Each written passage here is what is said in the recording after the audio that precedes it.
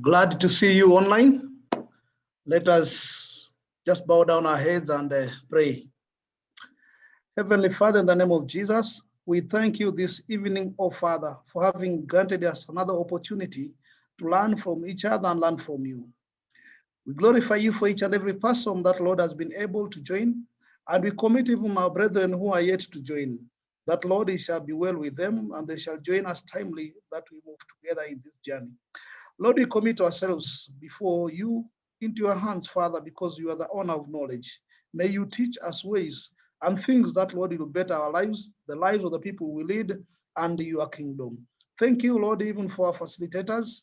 Lord, we pray that your wisdom flows through them and to us, and that, God, you shall use them well. And it is in Jesus' name I do pray and believe. Amen. Amen. Amen. So it's our pleasure to be with you and hang out with you and learn together. I wish just to mention that we have taken note of quite a lot of comments that you are sharing from the self-evaluation feedback form. So there are a number of comments and observations that are coming from you, and we are taking note of that. I know there is a slightly significant shift in terms of the PowerPoint and the training manual. And this content keeps on evolving. So, and that's why at the end of the session or at the end of the program, we'll share all the PowerPoint presentations, because there's quite a lot of enhancement that we are doing. So with the time, I'm sure we'll also be reviewing the manual, but for now, we may not review where we are. We're still trying to build it. So we'll share all the PowerPoints at the end of the program. Otherwise, I requested you to prepare a sheet of paper, a blank paper. It can be an A4 or even from your notebook. So please have it with you. We'll do an icebreaker in between so that we can have everybody on board. I'm sure there are a few other people who are still coming on board. But for now, I just want us to jump into the session so that we can pick up from there. Let me check, Eunice, now you're able to get me clear? I can hear you. Good, good. So thank you. Let's just jump into the session, and just to keep on reminding ourselves that we are global leaders, and one of our identity is that we think global, we lead local, and we transform the world. That is our thinking. So in whatever we do, be it in business, be it in building your own vision, I think the idea is, how do I stretch and think in a global perspective so that whatever you are setting up for is a global level. I visited a restaurant in Umoja the other day, just 2 days ago, and the way I was served, it's just a small restaurant, but they serve you with a global picture. You're given the fork, you're given the spoon, you're given the knife, you're given the towel. So it's you to choose, but for them, they have fulfilled their obligation in terms of serving in a global perspective. So I think it doesn't really matter what the nature or even the size of what we are doing, but what really matters is how we do it, how we present whatever we are offering. That is what determines the level that the way we are thinking. So that's a global perspective that we want to keep on impressing and also enhancing, depending with where you are. Maybe you're already doing it quite well, but always we keep on becoming better as we continue. So today we are looking at lesson 9 and lesson 10. So we'll start with lesson 9, the role of leadership, and then we'll get into lesson 10, redefining leadership. And this is the program schedule. Today we are on date 25th. So I'll just do some amendment. The way we have 23rd is our 25th. So we are dealing with the role of leadership and redefining leadership. We are tentatively hoping to finish by, that should be not 30th, but let me just confirm. This schedule is, we are sharing the schedule with the Tuesday class. That's why the dates are slightly different, but the same week. So your program will end on 1st of April. We'll be finishing on 1st of April. And by 1st of April, we'll be focusing on project proposal. Today, we're going to slot you into the groups so that you can start thinking about your project proposal. So I'll share this updated program schedule so that at least you can plan your schedule also. So I just want to get into the lesson, the role of leadership. What is our role as leaders? I'm sure some of these roles, we perform them intentionally or consciously. Some we just perform them automatically, like you're just flowing through. But I think it's just good to remind ourselves probably what we have been doing, or even just to structure whatever we have been doing as leaders. So we look at a few roles of leadership, also benchmarking from some of the others who have done quite a lot of work in this area. And one of them is Franklin Covey. And according to him, there are 4 roles that leaders play, which are very important in terms of predicting a leader's success. So I think the roles also can indicate, are you headed for success, maybe the level of success that you might be able to achieve. So there are 4 roles that he was able to come up with, which they are timeless, they are cross-cutting. So whatever domain, whatever field of leadership you are practicing, or whatever domain you are leading, you can be able to apply these roles. They are the foundation for effective leadership. So there are 4. I'll take you through.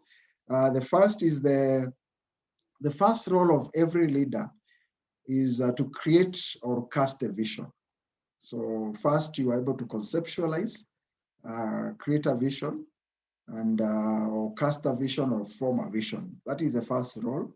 The second role is coming up with a strategy and also undertaking the execution of the strategy. Actually, a leader is a catalyst, and a leader is a champion. So you just championing the execution of that strategy based on the vision that you are pursuing. So in the next class, we'll get into details on the issues of vision casting. And then the third role is building or inspiring trust. Very important, because again, leaders, we are dealing with the people. It's about managing people. It's about developing people. It's about teamwork. So we really need to build that element of trust among the people. Yeah, in a way that you can release yourself to the people, and you are secure. You feel they are able to take care of you. Yeah, or the team members are able to take care of each other. And then the fourth role is to coach potential. So as a leader, as a coach, as a team member, then you need to position. We need to position the people in the right position, depending with their strength, depending with their where they can perform better. So in this sense, there are 2 key issues here. One is positioning, and 2 is also coaching the potential, bringing out the best in the people. Yeah, so those are the 4 roles. Just a brief detail on each of the role. I think for the vision casting or creating the vision, you need to clearly define where are you or the team is going in terms of foresight. This is the foresight. What can we see? How far can we see? Because the Bible talks about if blind leads the blind, then they will all fall into a ditch. So the issue here is that a leader must be able to see. Yeah, a leader must be able to see and we can clearly be able to indicate what we are seeing. We can communicate to the people that we are leading and give them the reassurance and confidence that you know where you are taking them to. Yeah, there's a time I was leading a certain team, and I think that was one of the strategies that worked very well for me, because every time I felt that I need to reaffirm that as leaders, we are here, we are leading you men, but we clearly know where we are going, and we clearly have a strategy of where we are going.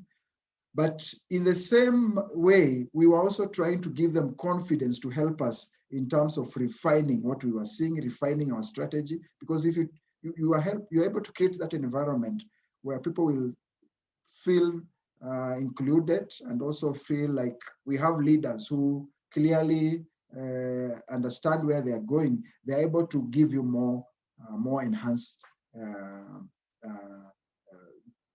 strategies, or even more other information that you may require just to be able to walk through.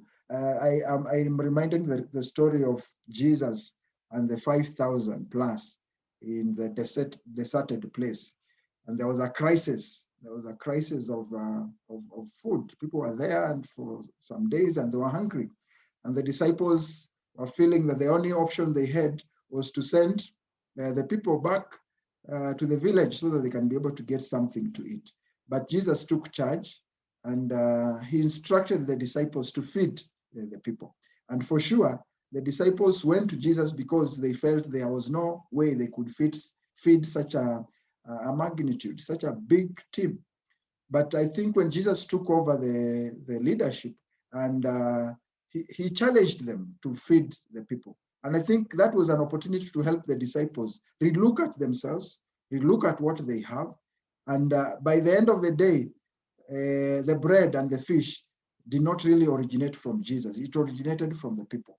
Yeah, and they were able to bring up whatever they had, and Jesus was able to enhance it, as you can recall the story. So I think one of the major lessons there is that Jesus was able to take charge of the situation and help the team to be able to think broadly, to think soberly, and to even offer a solution that they had, but they could not be able to identify. So when we offer that kind of leadership and we create an environment where people are able to feel that they are under the right hands, then they are able to pour out more and probably even enhance more whatever you have.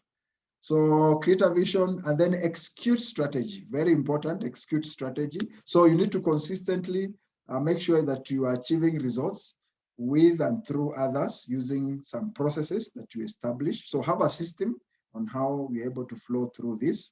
And then inspire trust. Be the credible leader that others choose to follow. So one with both competence, very important, and that's why we are really spending a lot of time in this class just to build up our competence level, and two, also in terms of character. So that balance is very important, okay? And then coach potential. So you need to unleash the ability of each person on your team to improve performance, also to help them in problem solving, and also in terms of their talents, their ability, help them to maximize their abilities for the benefit of the organization, the benefit of humanity, and the benefit of community. So these are the 4 roles. So please remember these roles of a leader. We'll review them as we continue. And then another source, this is 1000adventures.com.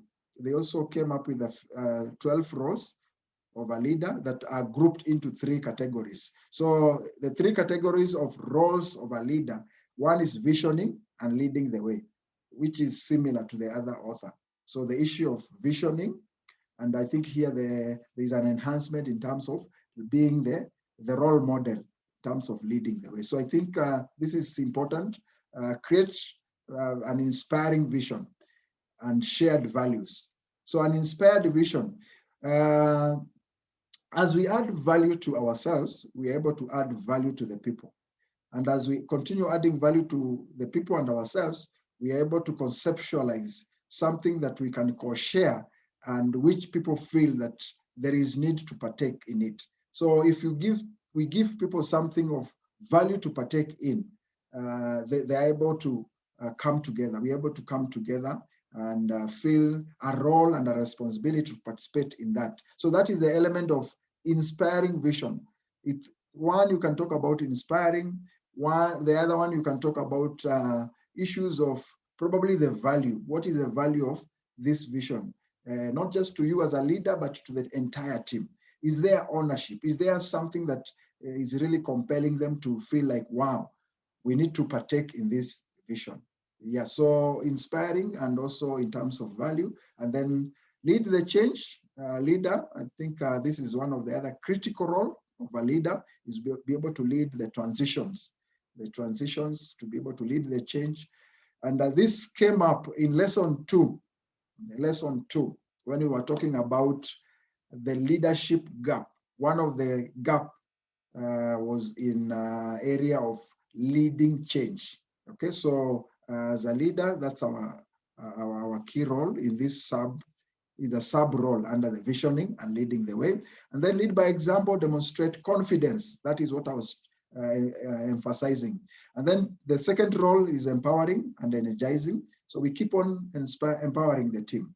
And this can be linked to coaching potential in the previous slide. So we inspire and energize people, empower the people, communicate openly, and also build our listening and also support system so that people are able to have that cohesion in terms of championing the vision. And then encourage teamwork, very important. So if possible, try to involve everyone, especially the critical team. Use team approach. When you're coming up with a vision, there are different models. And probably the two that I can mention, which we'll also mention in the next session, is the team approach, where you come together. You might have a hint of the bigger picture, or what you are seeing, but you just create that environment where you can think together as a team and ask some questions. Probably, where do we see ourselves in the next 20, 30 years? And help everyone to be able to have that opportunity to foresee or have a forecast where you want to be. And then you continue consolidating until you're able to have a clear, a single specific vision with other faces. So that is a team approach. There's another one we call the Sinai approach. This is driven purely by the leader. You've been with God, you've prayed about it, and you feel this is the direction God is giving you. So you just come and share with the team and tell them, I've been in the mountain. This story is related to Moses' story, and I've clearly seen where God wants us to go.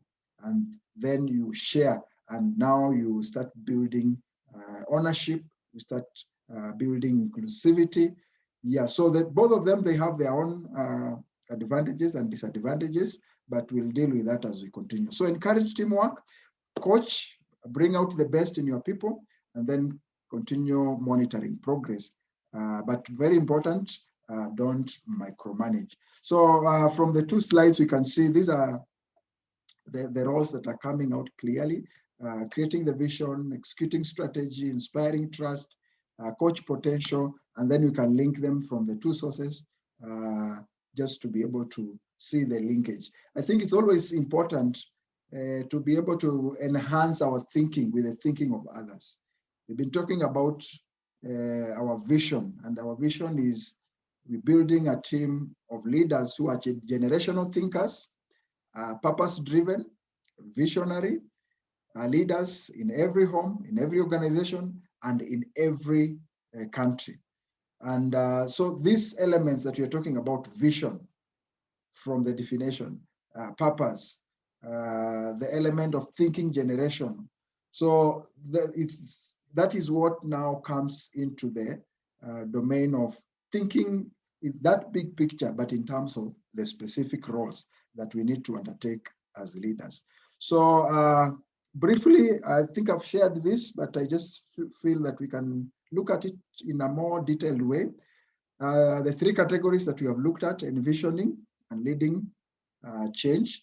So you create an inspiring vision, establish shared values, as I've shared, and also stretch your goals. Stretch your goals. See something that sometimes might scare you, but you feel that this is not something that I can fulfill alone, because a vision is generational, something that might transverse generation. So it means it's something that is really significant in terms of the impact, and also maybe quite massive in terms of the size. So think about that, and then manage change strategically, change management, lead by example, practice what you preach, and let's continue setting an example. Remember the difference between a manager and a leader. A manager and a leader.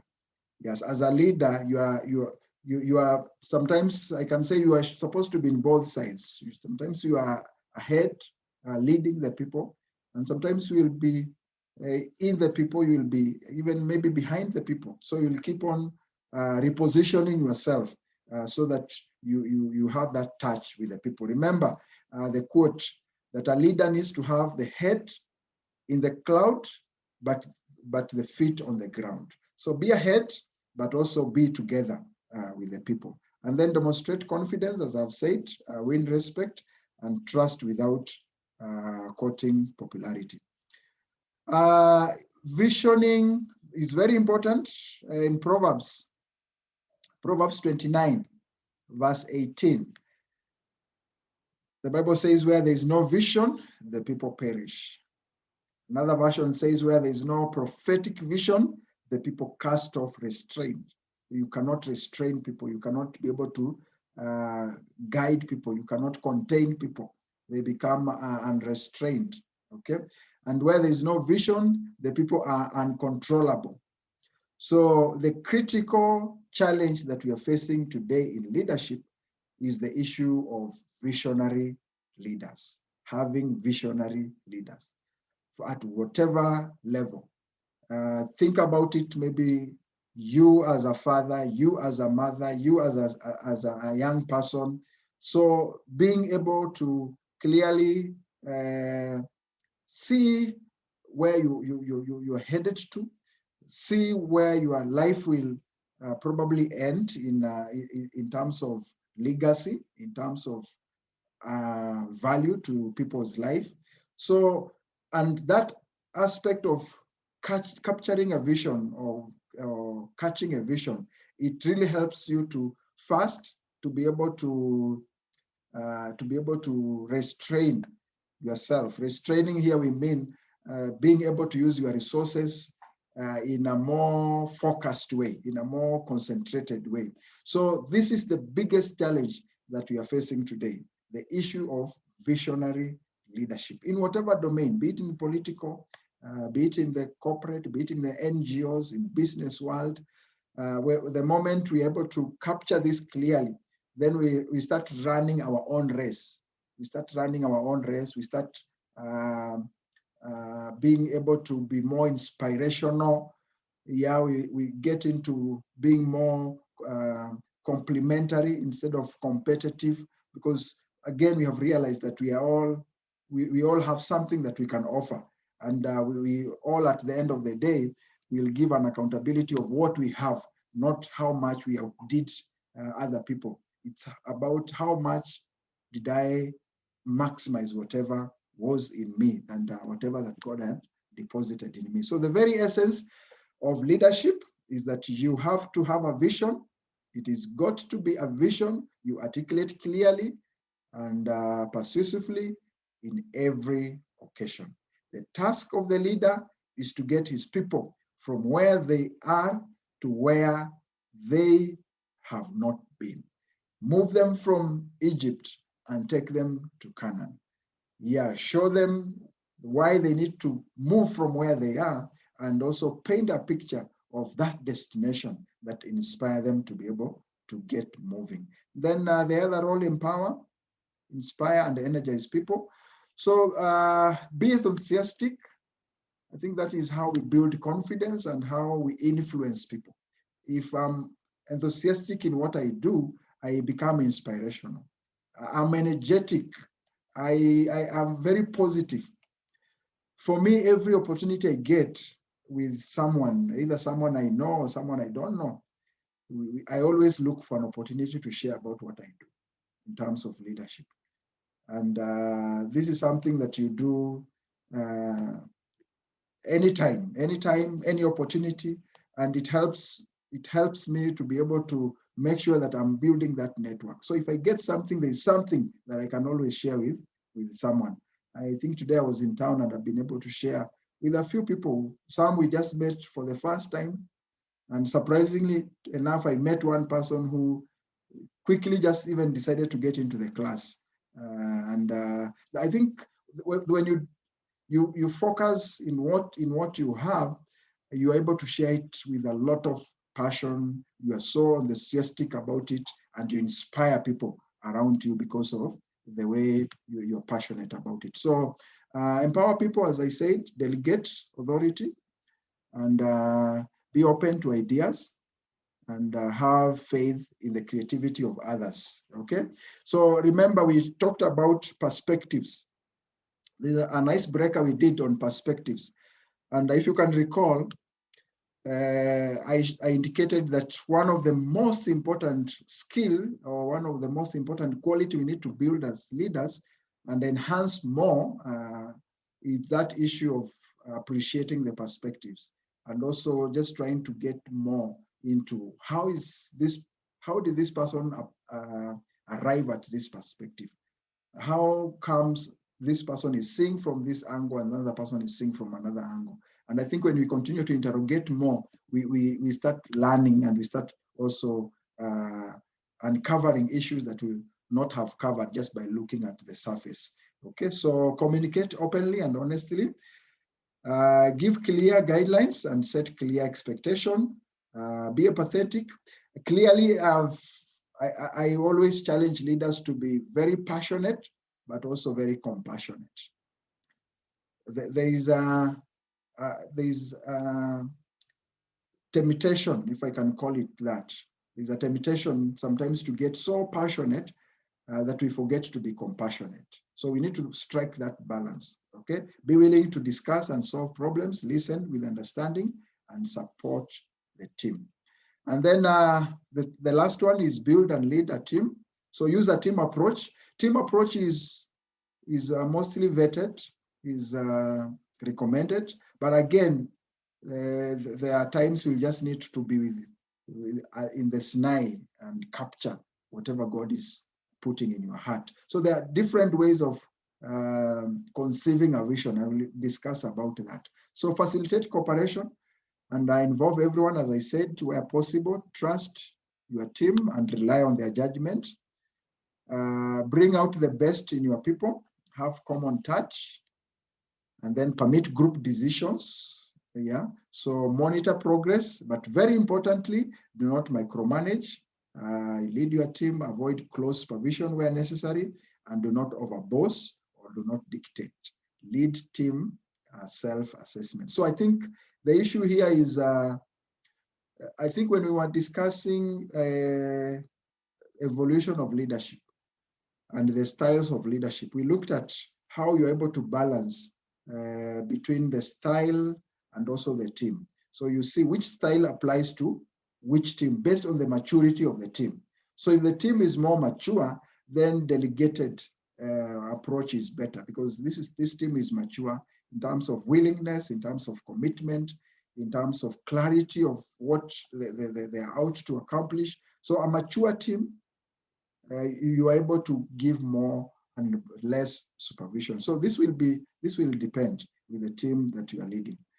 So finally, in a summary, the role of a leader, one is vision formation or vision casting based on team approach, Sinai approach, or any other approach. Then vision planning. And this is now where you bring the team together and you're able to analyze and do a lot of SWOT analysis and other tools that is able to help the team. And then vision communication or declaration. and then execution and implementation, then tracking and monitoring, which will inform your review and your reformation of the vision, and then the relaunch. So it's a cycle. It's a cycle. We'll keep on revolving. We are working with the Vision 2030 for Global Leadership Network to have equipped 500,000 leaders by the year 2030.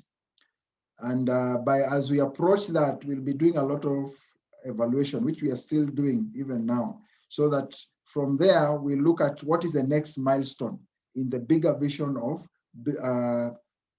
bringing up generational thinkers, purpose-driven, visionary leaders. So we'll keep on re-evaluating as we move towards attaining the milestone that we have set up for the year 2030. So that is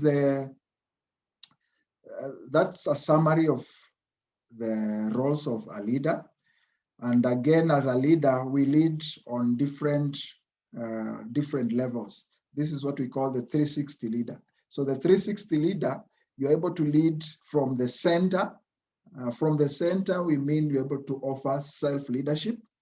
And self-leadership is what influences all the other leaders. You're able, the other levels of leadership. So you are also able to offer leadership upward leadership. Maybe you have your seniors. You're able to offer leadership to your seniors. And how you offer leadership to your seniors? Mostly it will be through influence, or it will be through sometimes even competency. How competent you are, and how clear you understand the vision. On the lower version, or the lower side, the downward leadership, probably these are the people that you need to mentor more. These are the people you need to inspire more, and influence them. On the lateral, on the sides, mostly there will be the issue of relationship, how you're able to build relationship, and also, very importantly, how you're able to inspire the peers. So this is a 360 leader, and the roles will fit depending with who, which group are you leading. So in summary, those are the roles of a leader. Leaders cast vision, and then they inspire trust and hope. They influence and impact positive change through the roles that we have shared. And inspirational leaders plan with the head, but they lead with the heart. It's the heart that drives passion. It's the heart that communicates to the heart.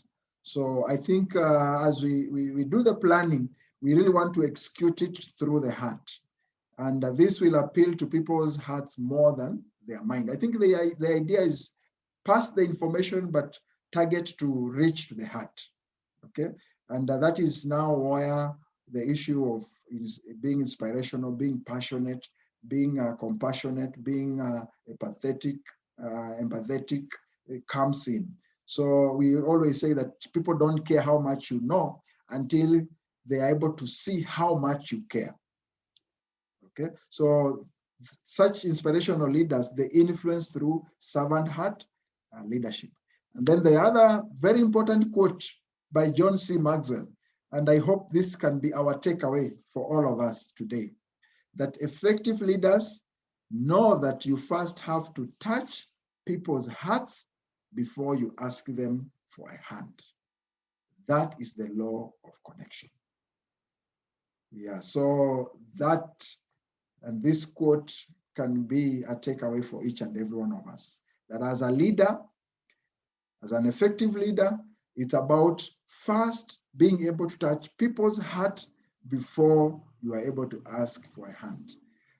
When I'm in spiritual leadership, maybe with leaders from the church, this is one of the most important message I always share, that if we touch the heart, then any other aspect will always comply, because you've been able to get to the real person, because the heart is the real person. So that brings us to the end of this session. And the leadership challenge for this week, I trust that you're getting time to look at these leadership challenges every week. So as a leader, what leadership roles are you playing to influence positive change? in society and to be able to create a better world. And society here, bring it as close as home, as close as the inner circle, the small team that we are influencing. So from the roles that we have looked at, just take some time to reflect on those roles and see which ones do you need to probably enhance more. Which roles were you missing out? Which roles were you playing, but you feel that you can probably be able to improve in the way that you've been partaking or fulfilling those roles. So let's look at that challenge. You can check on the page. That challenge is on our page. Just confirm the page.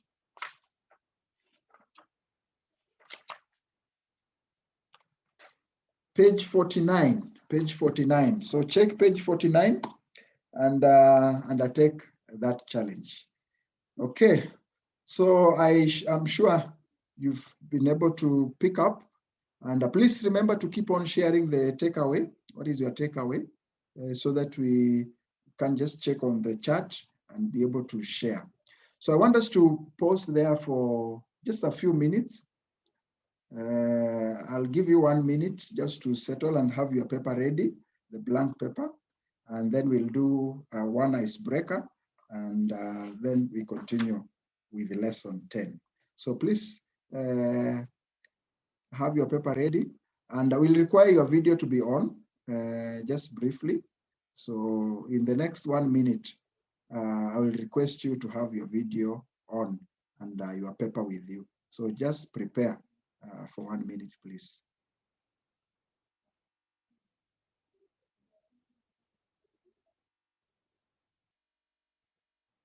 So just take a break. If you feel you want to freshen up a little bit, you're free. And then in 1 minute, we just settle and continue.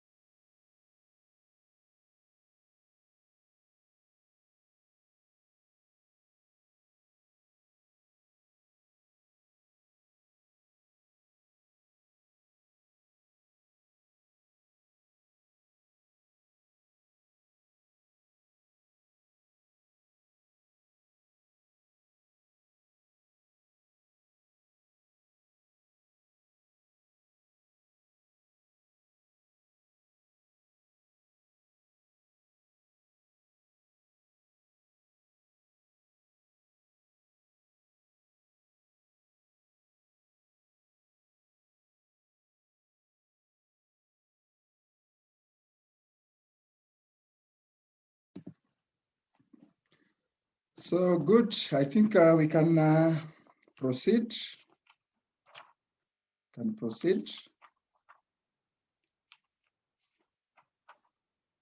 So we can put our videos on if you can, especially if you are not maybe driving or you're in a place where you feel comfortable to put your video on, please do that.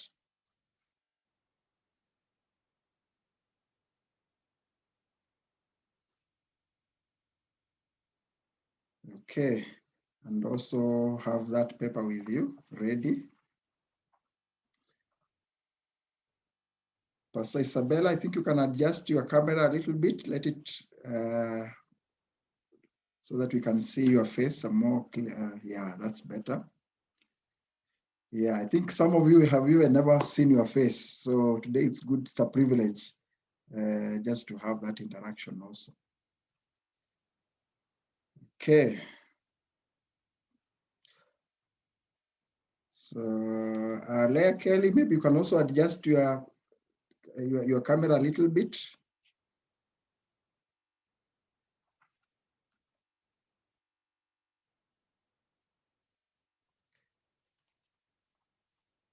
Okay, so we're going to have a very simple icebreaker. So make sure you're free, your hands are free, so that position, if you're using a phone, just position it somewhere, because you'll need to use both of your hands. Position it somewhere. And then you'll hold your paper. So just take hold of your paper.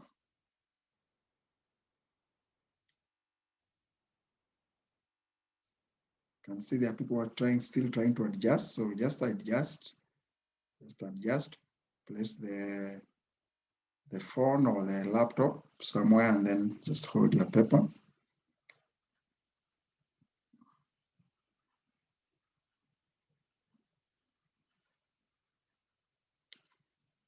Okay, you can see Leah Kelly, you are set. Victor, are you set? We're waiting for you.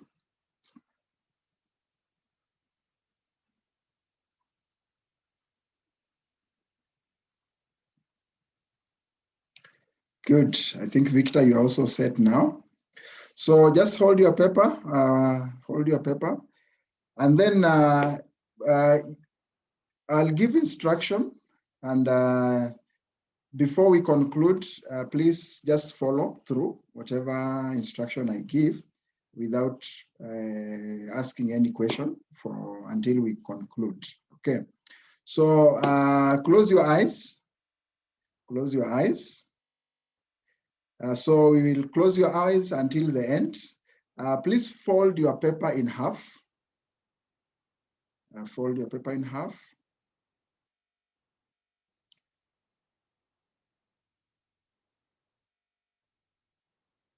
Okay.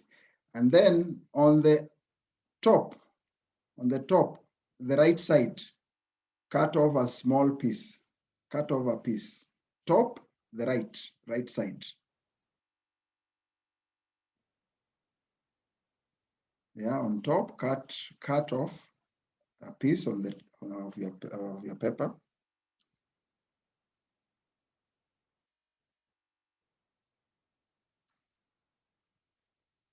Okay.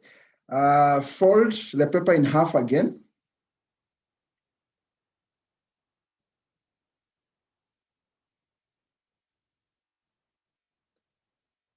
Okay.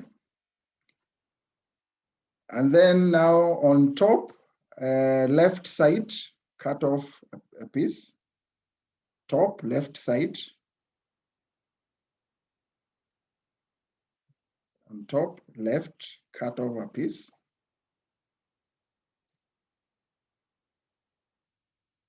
Good. Fold the paper in half again.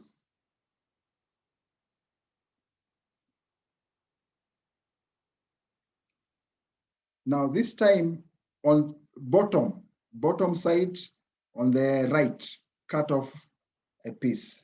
Bottom left, cut off a piece. Yeah, the paper is getting thicker, so you struggle a little bit to cut off. Just try your best.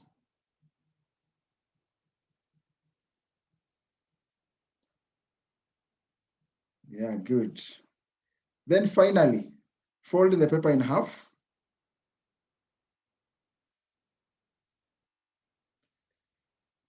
Yeah, fold the paper in half.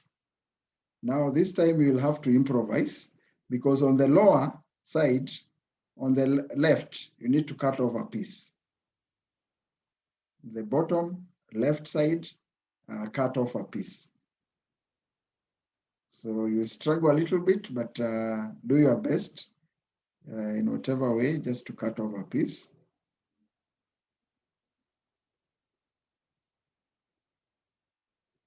I see there's a little bit of struggle, but you're making it. So if you're through, if you're able to cut off, unfold the paper now, and unfold the paper.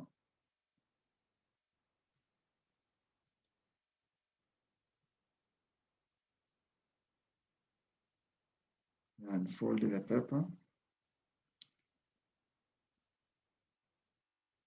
So unfold the whole paper.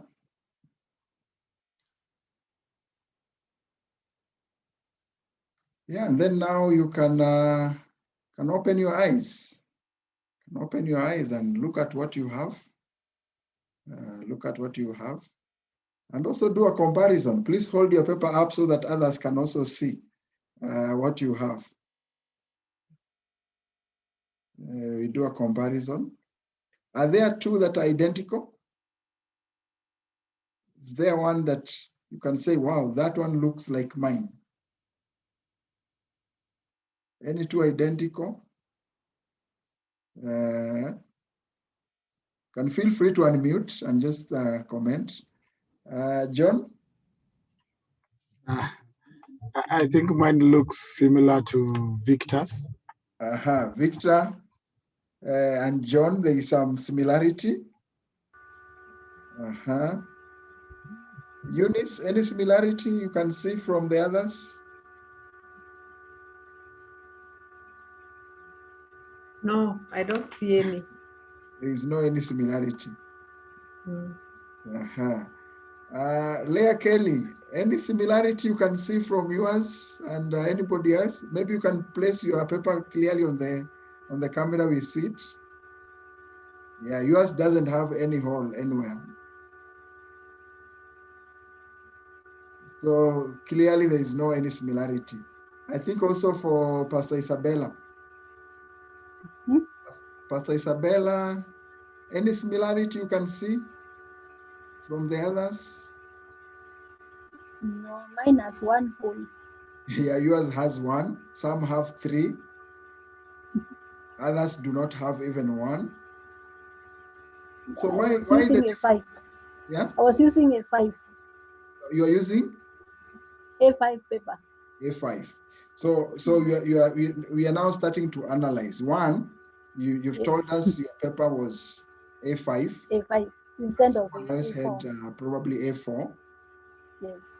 So that can contribute to why you have one and others have three. Okay. So any other reasons maybe why they can be different? Maybe from Pastor Isabella first before we move to the others, or any other lesson that we can pick from this exercise. We can start with you, Pastor Isabella, for any other lesson that we can pick from this, apart from what you have shared. I think we can just place our papers down now as we now analyze the lessons. Otherwise, thank you so much. I think that was good. So let's pick a few observations. Pastor Isabella, and then we'll go to John, your observation and what do you pick from this? I did not, sorry. This is I had not opened my paper. And opened halfway, sorry. Okay. So this you have, actually you have how many holes are there? 3. There are 3. Yes. So you are right. If you had the right size, it was possible to get 3 holes like the others. Yes. Yeah. Any other observation?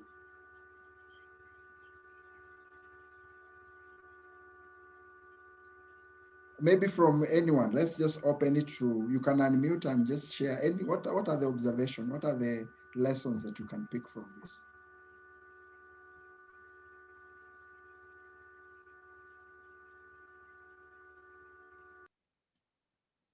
I think everybody, but when we were tearing, one person could tear a small part, others were tearing big parts. So the strategy. Everybody used their own strategies to chop up the pieces. So the strategy of how you implemented the instruction, because the instructions were the same. Yeah, the undertaking of the strategy. The undertaking of the strategy. Okay. John, your observation?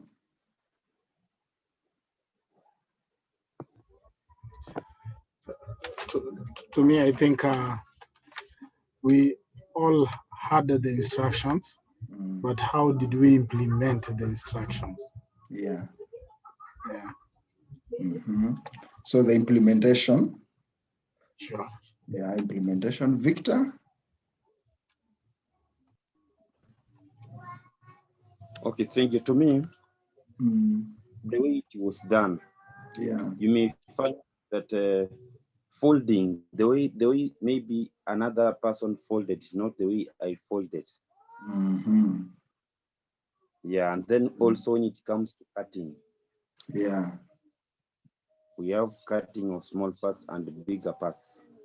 Yeah, but true. I see 3 holes in most of the papers.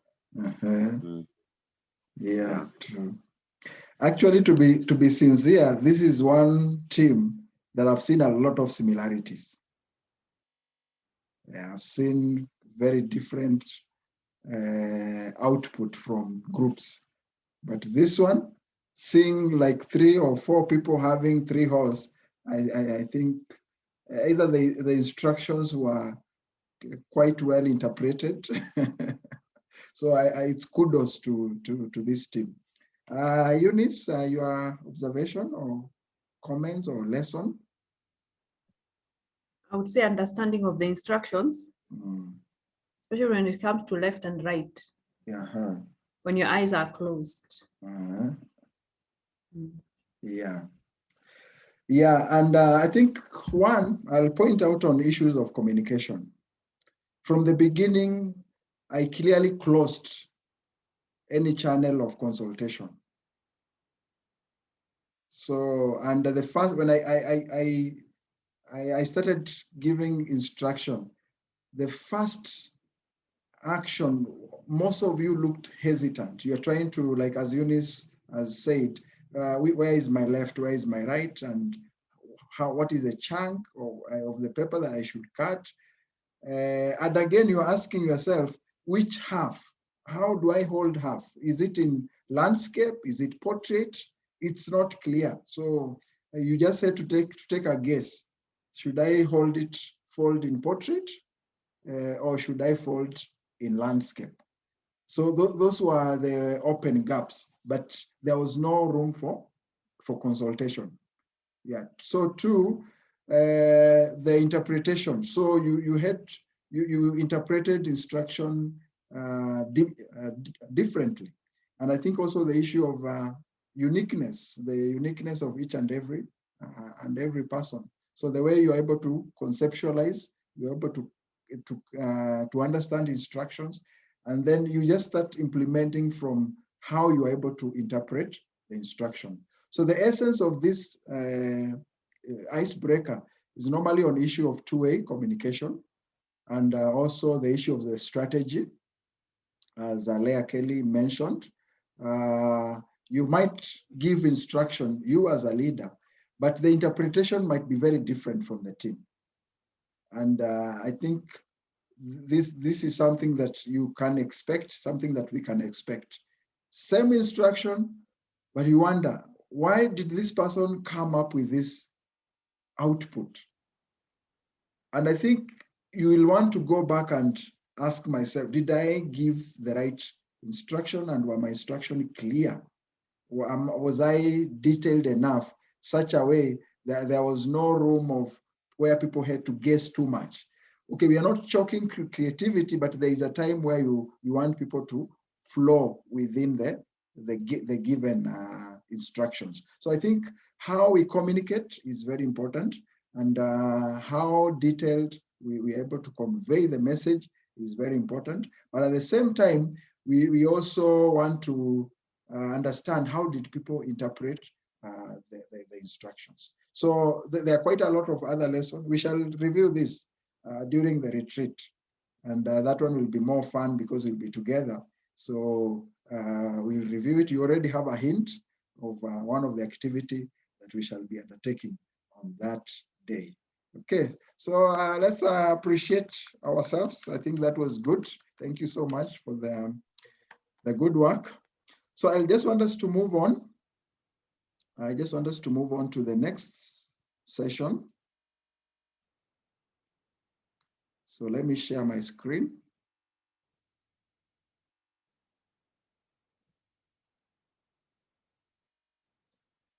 Okay, so lesson 10. Redefining leadership.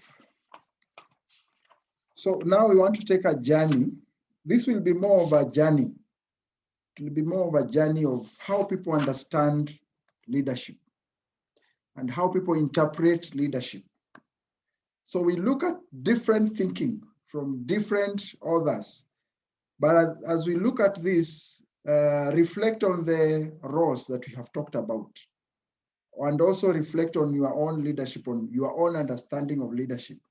So we will want to see, wow, this author shares the same idea or the same thinking with how I understand leadership.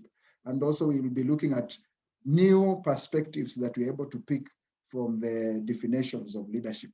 But to get us going, I'll pose this question to you. Who would you be willing to follow? And who here means a leader. If you have to choose one leader to follow, what one quality would you choose from a leader that you will be willing to follow? So the question here is, who would you be willing to follow? In terms of quality, one quality that you feel, this is the most important quality that I want from a leader that I can follow. So let's just share this. And since we are not many, you can just unmute and mention one quality that you feel you can be confident to have a leader with that quality leading you or leading you, the team, and you feel that this is the leader that I can willingly be able to follow. One quality, we can share that as we get to the lesson. So maybe just to help us move a little bit faster and more structured. Eunice, your one quality.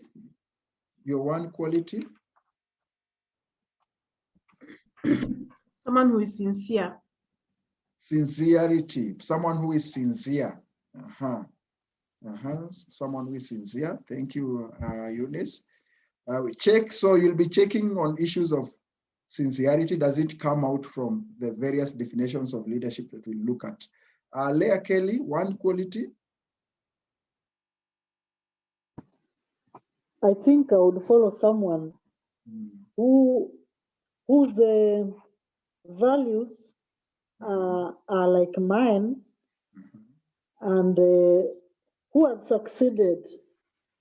Like you've said, you will do 1, 2, 3, and you have succeeded in doing that which you have said you will do. Yeah. That person I will be able to follow.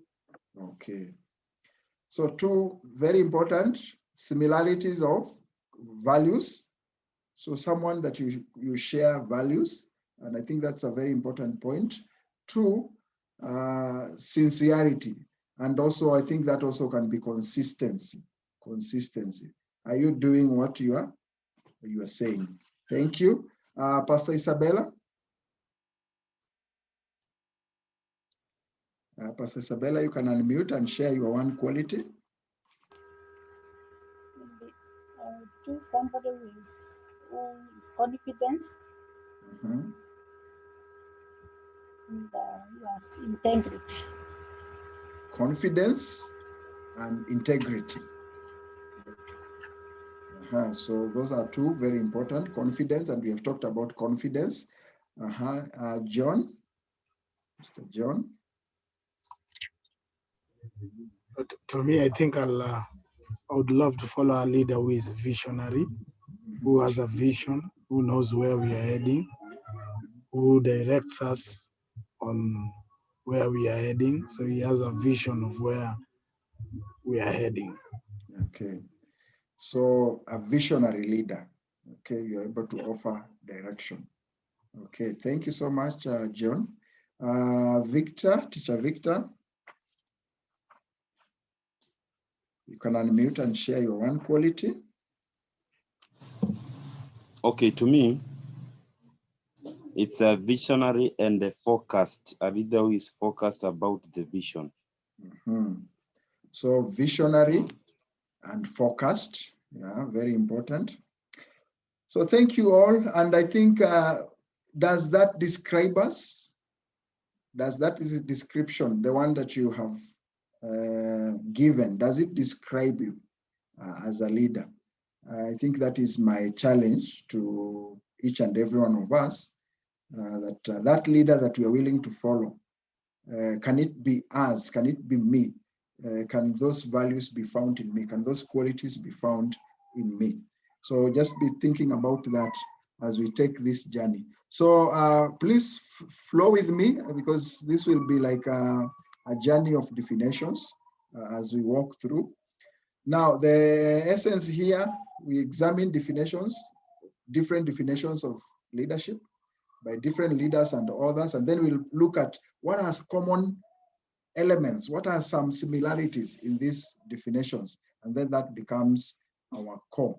But we have also tried to classify and group these definitions into some categories. So we come up with a category, and then from that category, we look at the thinking of other leaders and other authors in that, within that category. The first category that we've come up with, and this is in the manual, page 51, leadership is first personal, then public. Leadership is first personal, then public. Remember the 360 leader. The 360 leader, the most important leadership is offered at the center.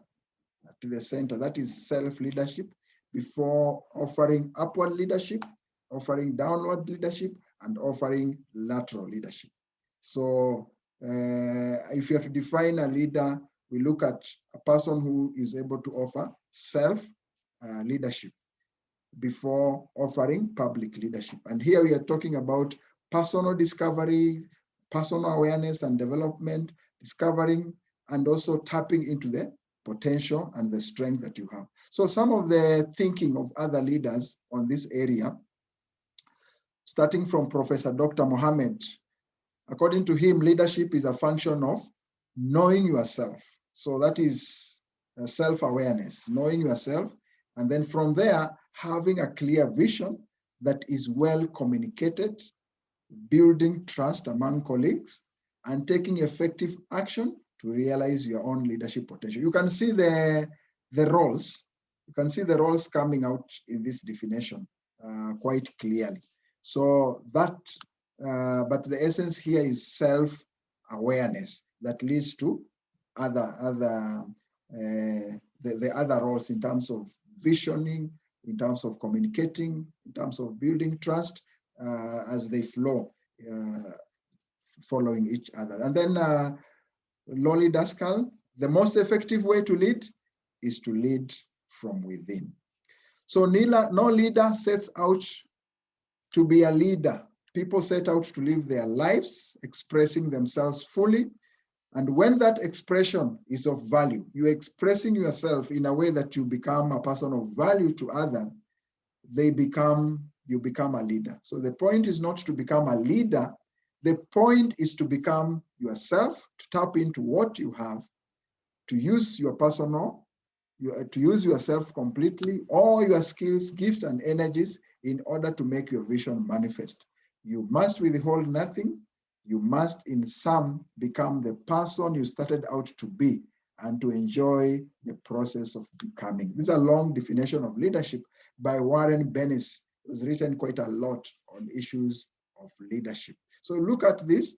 I think, as a leader, and the leaders we call normally categorize them as reluctant leaders who end up leading so well. They are normally not out to look for leadership. They are out just to serve and maximize what they have. They do not set out to be leaders, but they set out to live their lives expressing themselves, tapping into what they have. And through that, they become inspirational. So it's personal leadership that translates into to public leadership. So the other category of within the definition of leadership, we can say that leadership is servanthood. And it's just having that natural consciousness that you are obliged to serve, okay? And Robert Kay, he said that the servant leader is first a servant, or is servant first. So if you are a servant leader, it's not the leader that comes first, but it's that attitude of servanthood. It begins with the natural feeling that one wants to serve and to serve first. Then conscious choice brings out one to be able to aspire to lead, or even you are able to influence others to be able to follow. A true leader attracts people. You attract them, you attract people to be able to join together with you. That person is sharply different from one who is a leader first. Okay, so I think the mindset here and the attitude here is the aspect of becoming a servant leader, or prioritizing the issue of serving. J.F. Kennedy, ask not what your country can do for you, ask what you can do for your country. The issue of servanthood, the issue of service-oriented thinking.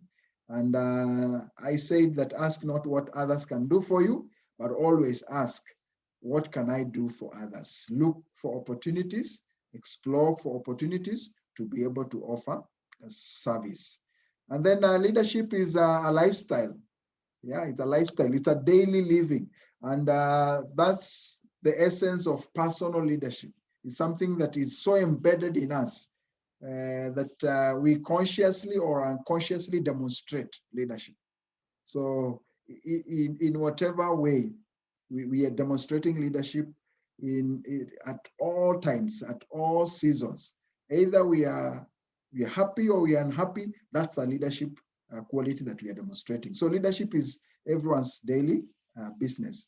And there's some thinking on this, that everyone can lead because everyone can be able to serve. Leadership is everyone's business and is highly learnable skill. It's the person, not the title, that creates real leaders. And it permits a lifestyle. It permits all areas of our life. It permits in terms of actions, beliefs, values, and attitude of a leader. And if you look at probably the political domain, you will see the attempts of leaders separating their own private life and leadership. So you find that at some point you're doing something that did not really demonstrate leadership, and you try to separate that, but it's unseparable. You cannot separate them. So wherever you are, then that garment of leadership cannot be removed. It's always a lifestyle. And then fourthly, leadership is coaching. This is also another thinking in terms of what is leadership or redefining leadership. It's coaching. And coaching here, we mean positioning and empowering others to function better and maximize impact. You've been able to grow yourself, and you've been able to walk a journey that you feel you can be able to hold the hand of someone and be able to coach them to be able to tap into their potential. So the coaching is a leadership style referred to as coaching leadership style. Coaching leadership style. And a leader is directly involved as a coach in the development of the people that you are leading, and you seek to advance their personal and professional growth. So a coaching leader will help people build on their strength, recognize their weaknesses, and improve their skill. This is slightly different. I think we talked about a leader as a counselor, a leader as a coach, a leader as a cheerleader. So those aspects, because each of them deals with the different areas. If you are a counselor, there is a way. There are those qualities of a person that you are dealing with. But for a coach, the focus is mostly on the strength. What is your strength, and how do you also manage the weaknesses? So as a coach, a good leaders position themselves, or good leaders will position themselves, but a great leader position others, but the ultimate leader will empower others. So great leaders do not set out to be leaders, they set out to make a difference. And it's never about the role, it's always about the goal, making out or being out there to make a difference. So before you are a leader, I think we have said this many times, success is all about growing yourself. But when you become a leader, success is all about growing others, coaching potential of other people. I think we can pause on this. We can think about this and just look at your sphere of leadership. How much coaching are you able to offer from the small unit of the family, from the small unit of the inner circle, the friends, going all the way to the organization and any other area. I think this is something that we become so intentional in it. We'll talk about mentorship later on, but the issue here are issues of intentionality and also having a strategy on how to offer it or to conduct it. Nelson Mandela, as we let our light shine, we unconsciously give other people permission to do the same. So as we become better, we're able to add value to others, and we're able to also coach others to become better. So coaching leadership is a privilege. This is very important from the former President Mwai Kibaki. Leadership is a privilege to better the lives of others. It's not an opportunity to satisfy personal greed. This was a very, very strong statement, which I think needs to be broadcasted now to the whole country and to all leaders in all domains, that as a leader, that's a privilege. It's a privilege that has been given to us so that we can be able to better the lives of others. It's not an opportunity to be able to satisfy our personal interests or personal greed, but be able to offer that hand. So leadership is about making others better as a result of your presence and making sure that your impact lasts in your absence. So leaders become great not because of their power, but that ability to be able to empower others. I think this is also very, very important. In my absence, in your absence, can that transformation keep on transcending, growing? For Jesus, it was about the 12, and he coached these 12 so well that they have coached millions of other people. I think even we can talk about billions. They have continued to coach and coach. So as a leader, I think that is very important. And sometimes it's not how many people, but it's how well that you're able to coach that person. Because for him, I think the 12 were the most important, and we can clearly see the work that they have been able to do. So in coaching, I think I'll just summarize with this, that the greatest leader is not necessarily the one who does the great things, but that leader that is able to help others become better. So leadership is unlocking people's potential to become better. That is the thinking of coaching. And as we look ahead into the next century, the leaders that will be those who are able to empower others. Okay, so the other aspect, leadership is influence. We've talked about this. You can recall the 6 I's: influence, inspiration, impact, integrity, intelligence. The other one was which one? One is remaining.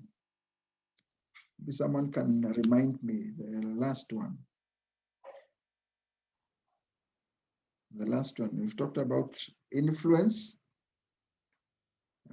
inspiration, integrity and integration.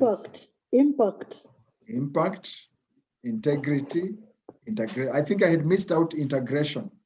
Thank you, Reverend Kahinti.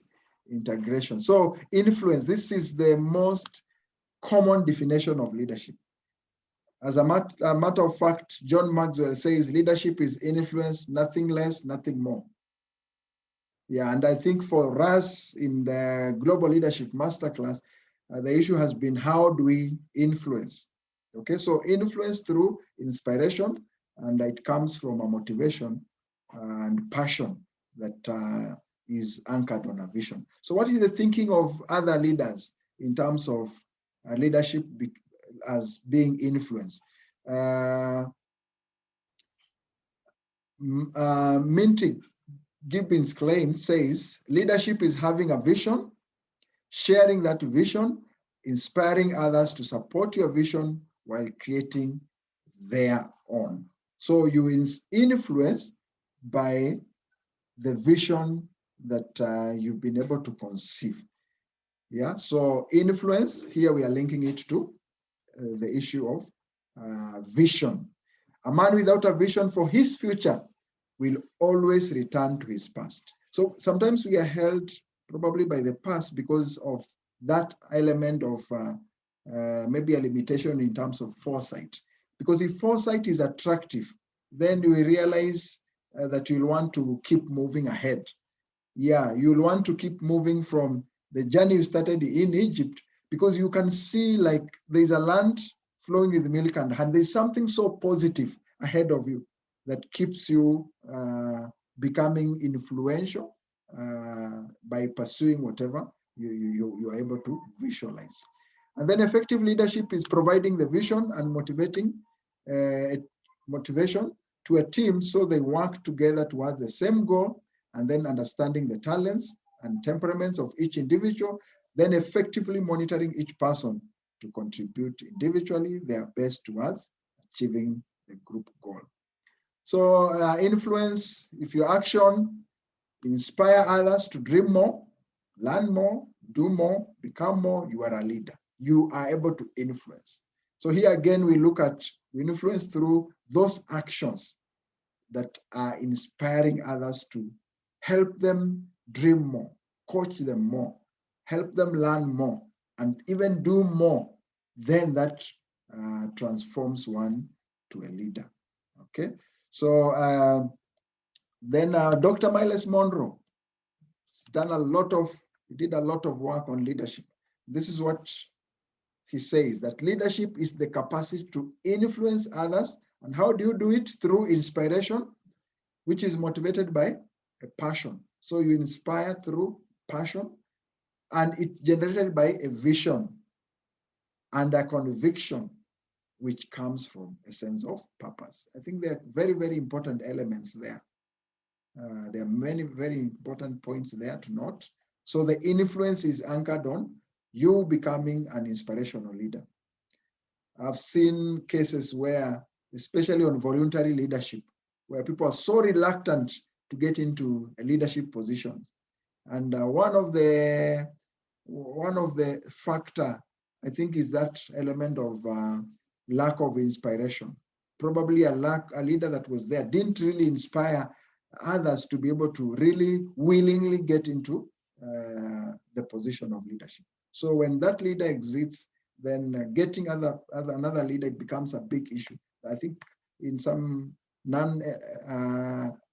non-profit organizations, this has been key, because in those setups, you voluntarily offer to be able to lead. So a leader is one who sees more than others see, and who sees further than others see, and who sees even before others are able to see.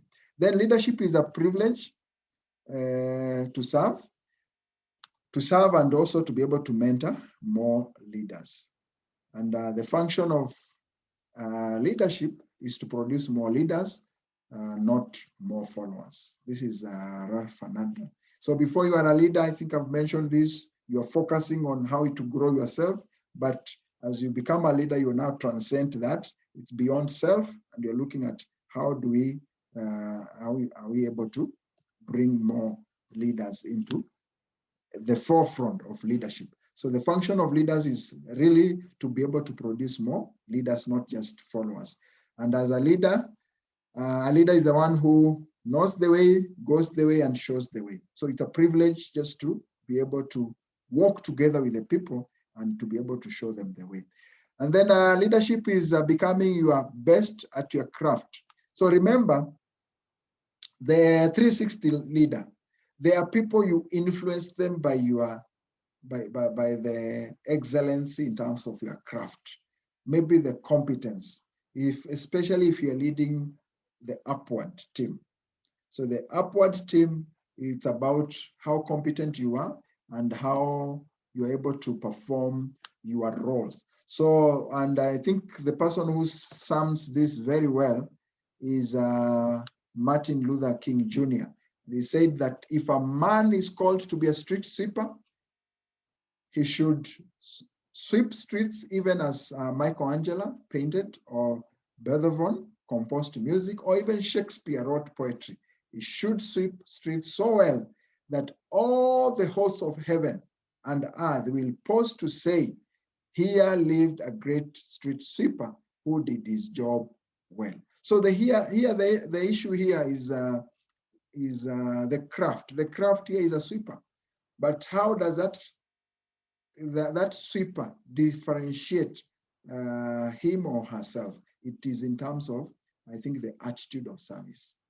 Yeah, so becoming the best at your craft, it can transcend a person or usher a person into the area of leadership. So if you're given a cup of coffee, you're given a coffee cup to wash it better than it has ever been washed.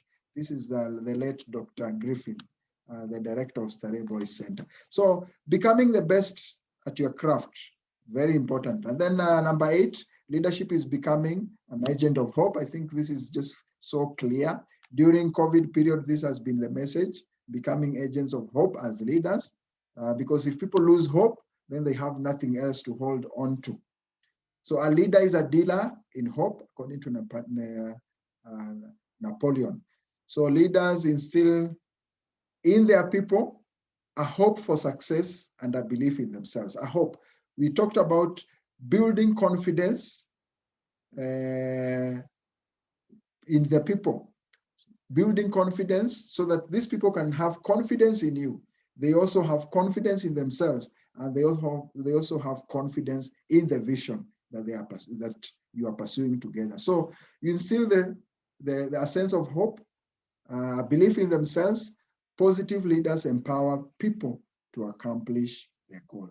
And then number 9, the issue of character. Leadership is character. So the other I, integrity. Yeah. And successful leadership is not about being tough or soft, sensitive or assertive, but is set out by some attributes. And the most important here is character, according to Warren Bennis.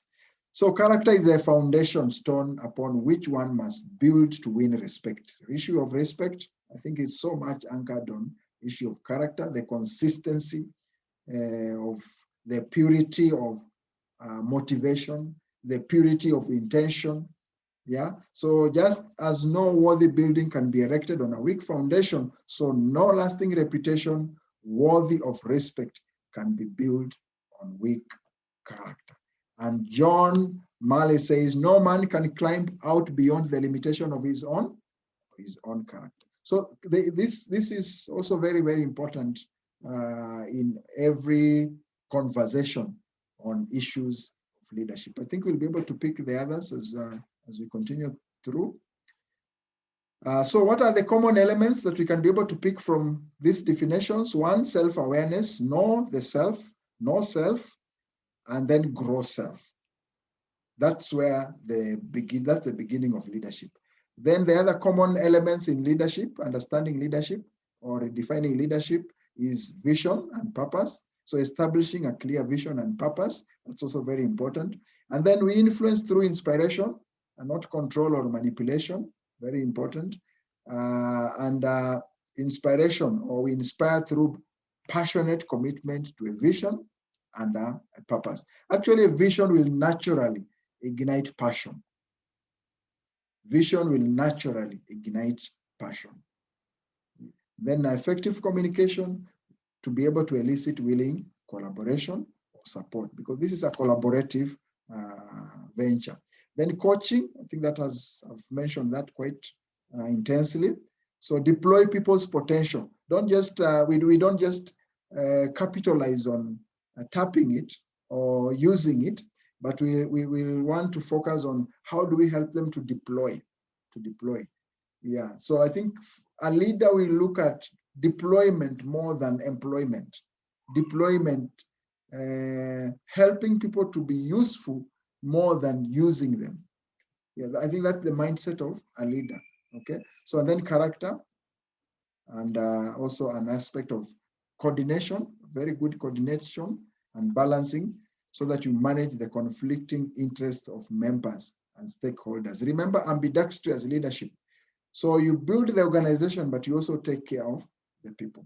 So you build the interest of the organization, but you're also asking yourself, why are these people here? What are some of their interests, just to have an alignment. So we can put this into a process that for you to become a leader, you focus on, you develop self-knowledge, self-awareness, and then you refine it.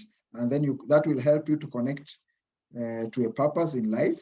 You have a course, and then the purpose will lead to significance, like you feel you are important, you are a person of value, you are obliged, or you have an obligation, you have a position, you have a slot, which only you fits in that slot. So it makes you feel like, wow, I'm here for a reason, there is my importance, and you connect into a why.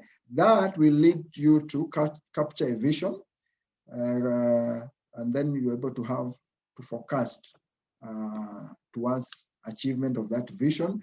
Then when you capture a vision, you become inspirational. You inspire others, inspire and motivate others. And when you inspire and motivate others, then you are able to influence others to pursue a common vision, as they also build their own leadership. So this is a summary of like a leader, or a summary of how to influence. How do we influence? This is more of that summary. Let me touch in just one slide, transformational leadership. Yeah, as we redefine leadership. Transformational leadership is key. And what is transformational leadership, and why is it, how is it achieved? It's the leader's ability to be able to move followers beyond the immediate self-interest. Yeah, beyond the short term, we want to lead people towards the long term. Short terms are good, we appreciate them, but we also want to project them. And we do this through what we call idealized influence, or purpose-driven, role model, or charisma, yeah, and walking the talk. So idealized influence. Then a transformational leader will also lead the team through inspirational motivation, being inspiring. And then thirdly, individualized consideration. So individualized consideration here, we're saying being more of people-focused, people-driven, and also like that, I think Eunice talked about sincerity, genuine concern for needs of followers. And then lastly, intellectual stimulation, provoking creativity, provoking open thinking, provoking innovation. So we challenge them, the followers, to be able to be more creative. So, so transformational leadership is, we want to lead people towards the long term, and through these approaches that I've shared. So our transformational leaders are influential, and most of them are charismatic, very confident, intelligent, and also self-driven. And then there's strategic leadership, just in one slide, on 2 slides, the ability of the top level managers or leaders to determine the future course of action. So I think for strategic leadership, you are there to be able to look at the future course of action and then offer direction for the organization and to motivate others to be able to make efforts in that direction. So you will be motivating the operational team from the lower, the base of the triangle of leadership, and then the tactical team, the procedure, these guys who mostly focus on the how, and then the policy that focuses on the why.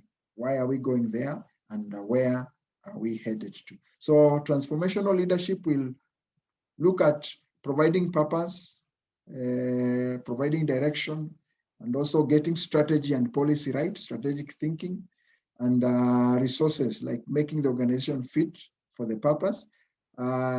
Also the issue of building morale, and also collaboration in terms of stakeholders, and then developing today and tomorrow's leaders. I think that is very important when it comes to issues of succession planning or long-term view.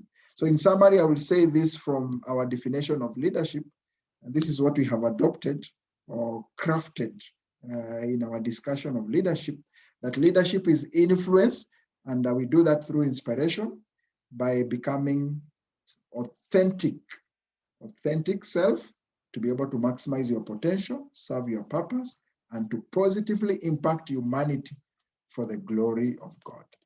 And we authenticate, or leadership is authenticated by service. It's not how much we say or how much we proclaim, but I think the most important is how much we're able to engage in terms of service. And the way to greatness, the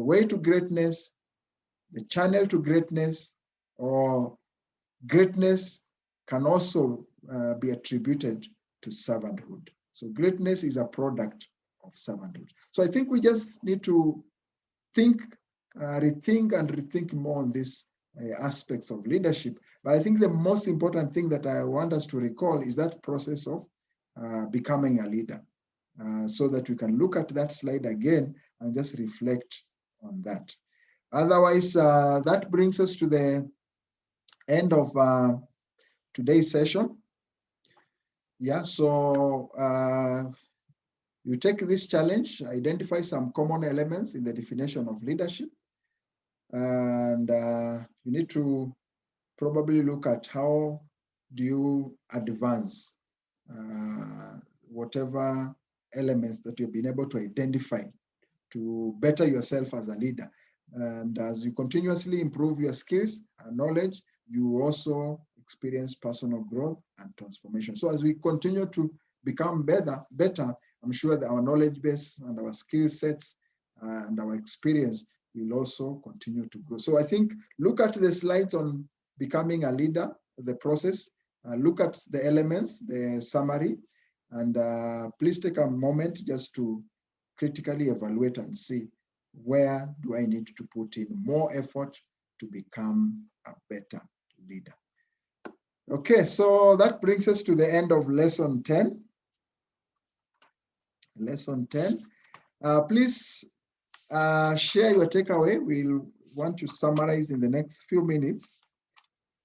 From this point forward, we'll put you in static groups. So you'll be in groups that will remain static until the end. And the reason is we are getting into group projects. So today we'll split you into groups. And then I just want to briefly share what we expect from the projects. Okay.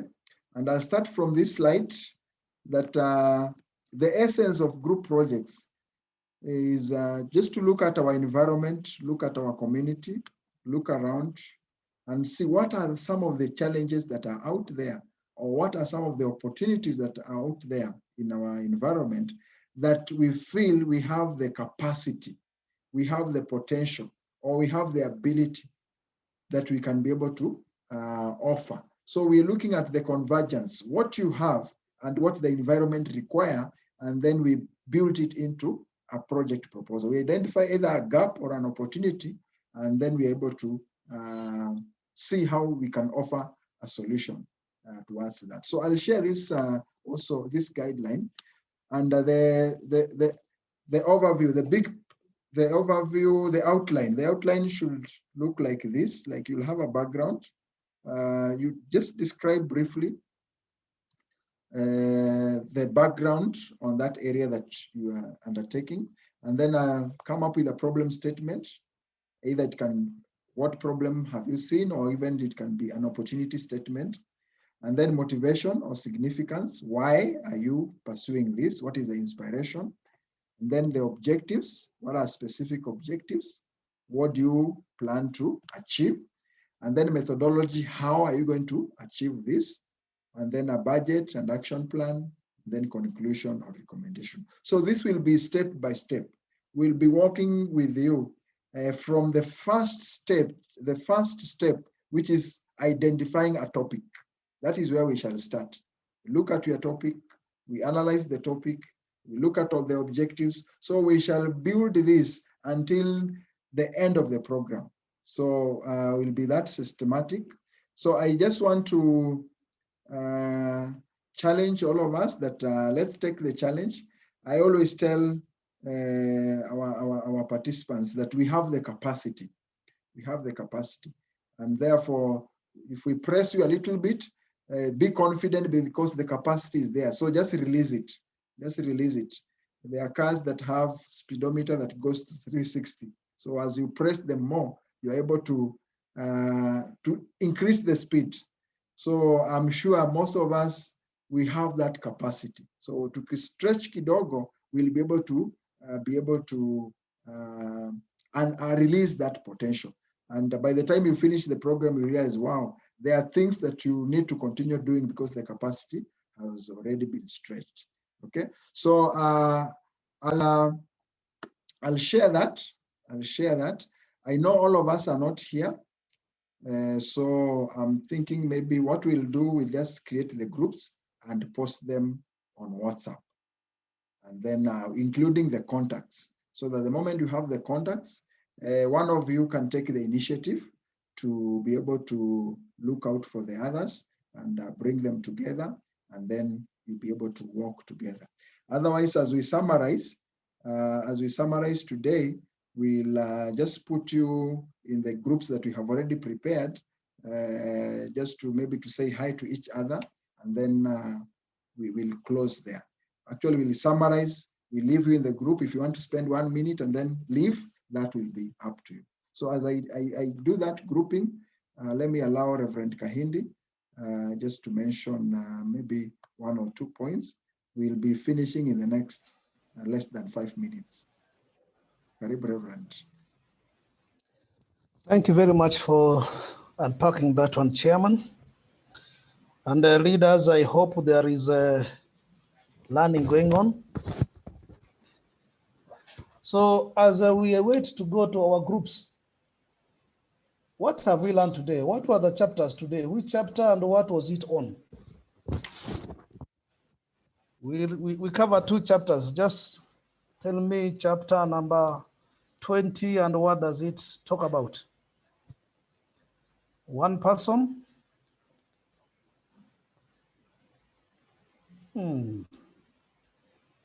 You can't hear me?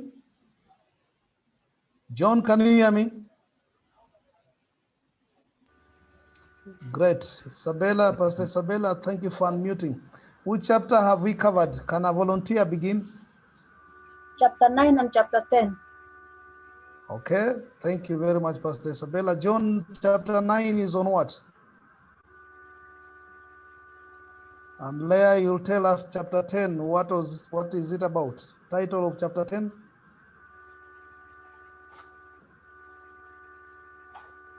John, chapter 9.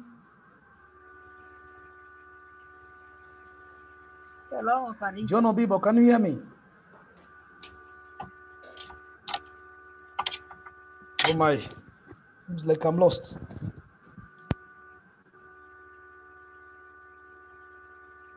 can you hear me?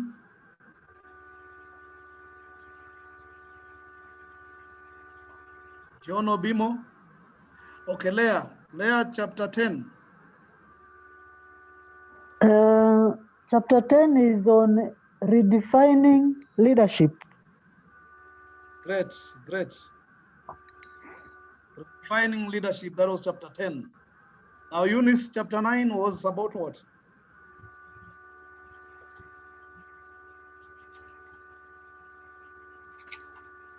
Eunice is absent. The role of leadership.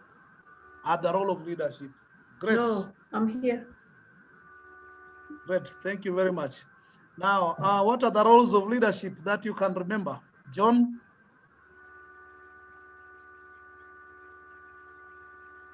John mentioned one, Isabella one. John can't hear us. But to be a leader, Yes. you have to touch their hearts. You have to touch people's hearts before you ask for their hand. Before you ask for their hand. You must be a pastor. You must be a pastor, are you? Why? Okay, another role, Leah. You must create a vision. Yes, vision casting. In fact, those are the words that Chairman used. I said and vision casting. Yeah, and you make it clear. Make it clear. Yes. So you create a vision, make it clear. Yes, another role. John, if you can hear me. How many of those roles? There were 4, right? Or were there 5? So creation of a vision, then executing strategy, inspiring trust, and coaching potential. Okay? Eunice, are you hearing me? Yes, I can hear you. Yes. What are those roles of leadership? You have said all of them. Well, let me hear them from you. This vision casting. Yes. Executing strategy. Yes. Inspiring trust. Yes. Not the last one. Coach potential. Correct. You deserve a clap. There is no present for that because I had said. I think we are ready with the groups. Yeah. Chairman, over to you. Thank you so much, Reverend. So we'll finish with the word of grace, and then we'll leave you in the group. You can spend maybe 1 minute or 2 minutes. That will be up to you. Once you have known each other, you can just conclude and leave. Yeah. So we have team 1. Team 1, we have John, we have Eric, and we have Eunice. So John and Eunice, you are present. So the other partner there is Eric. And then group 2, we have Leah, we have Pastor Isabella, and we have Victor.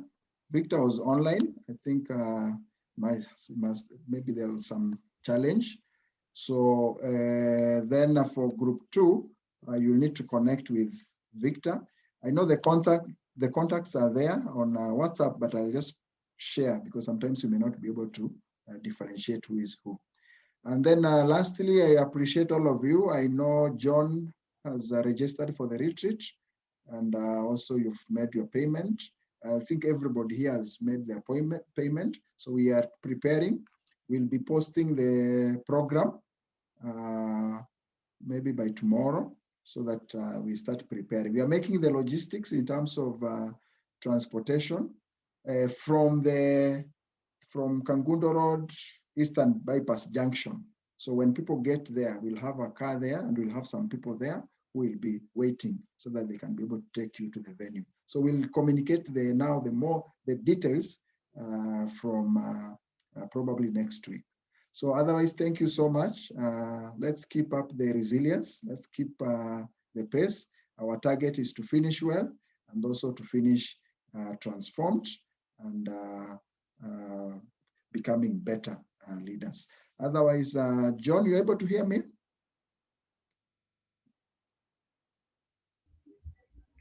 Yes. Good. Yes. I'm really sorry for that. Yeah. So you will be with Eunice maybe for 1 or 2 minutes. That you just decide on that, and then Pastor Isabella, you will be with Leah maybe for 1 or 2 minutes, according to how much you may want to spend, and then you'll be able to leave. So we can finish with the word of grace, and then I'll open the groups, and you can conclude from the groups. Okay, so we can unmute.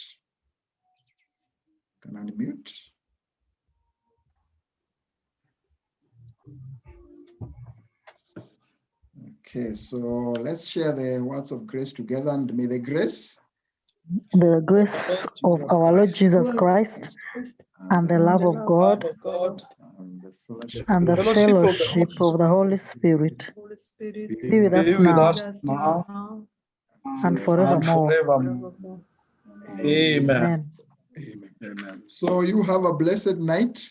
I've put 30 minutes, but that is just the ceiling. So you decide how much time you can spend together. So let me open the group and join the group, and have a blessed night.